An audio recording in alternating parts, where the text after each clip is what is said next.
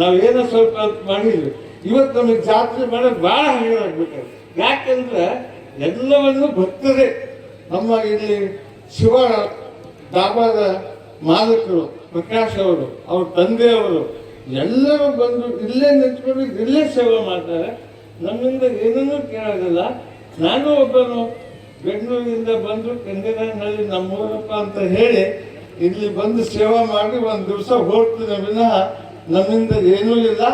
ಎಲ್ಲ ಭಕ್ತರಿಂದ ನೀವು ಮುಂದಿರ್ತಕ್ಕಂಥ ಭಕ್ತರು ನಮ್ಮ ಕೃಷ್ಣಪ್ಪರಿಗೂ ಮತ್ತು ಇವ್ರಿಗೆ ಹೇಳ್ತಾ ಇದ್ದೆ ಏನಂತ ಹೇಳಿದ್ರೆ, ನಮ್ಮಿಂದ ಏನೂ ಇಲ್ಲಪ್ಪ, ಇಲ್ಲಿ ಭಕ್ತ ಮಂಡಳಿ ಎಲ್ಲರೂ ತಯಾರಾಗ್ಬಿಡ್ತಾರೆ, ಏನೇನು ಮಾಡಬೇಕು ಅವರೇ ಮಾಡ್ತಾರೆ, ಅವರೇ ತರ್ತಾರೆ, ಎಲ್ಲವನ್ನು ಮಾಡಿ ಇವತ್ತು ಇಟ್ಟಿದ್ದಾರೆ, ನಾವು ಬಂದು ಕೈ ಮುಗಿದು ಹೋಗ್ತೀವಿ ಅಂತ ಹೇಳಿ.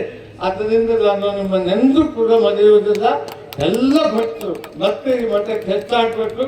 ನನ್ನ ಉಸಿರು ಇರುವವರೆಗೂ ಅದಕ್ಕೆ ಏನು ಮಾಡಬೇಕು ಎಲ್ಲವಲ್ಲ ಮಾಡ್ತೀನಿ ಅನ್ನೋ ಮಾತನ್ನು ಹೇಳಿ ನಮ್ಮೆಲ್ಲರಿಗೂ ವಂದಿಸಿ, ಮತ್ತೆ ನನ್ನ ತಾಯಿಂದರು ಇಷ್ಟು ಜನ ನಮ್ಮೂರಿಗೆ ಯಾವಾಗ ಬರಬೇಕಾಗಿತ್ತು, ಯಾರು ಕೂಡ ಬರಲಿಕ್ಕೆ ಊರಿಗೆ ದಾರಿಲ್ಲ ಅಂತ ಊರಿಗೆ ಬಂದು ತಾವೆಲ್ಲರೂ ಮಠದ ಆಶೀರ್ವಾದವನ್ನು ಪಡೆದಿದ್ದೀರಿ, ಪರಮ ಪೂಜ್ಯ ಗುರುಗಳ ಆಶೀರ್ವಾದವನ್ನು ಪಡೆದಿದ್ದೀರಿ. ಇವತ್ತು ಸಾಮಾಜಿಕ ಮದುವೆ ಮಾಡ್ಕೊಳ್ಳಿಕ್ಕೂ ಕೂಡ ಇಲ್ಲಿ ಬರ್ತಾ ಇದ್ದಾರೆ. ಮುಂದಿನ ದಿನಗಳಲ್ಲಿ ಇದೆಲ್ಲ ಹೆಚ್ಚಾಗಲಿ.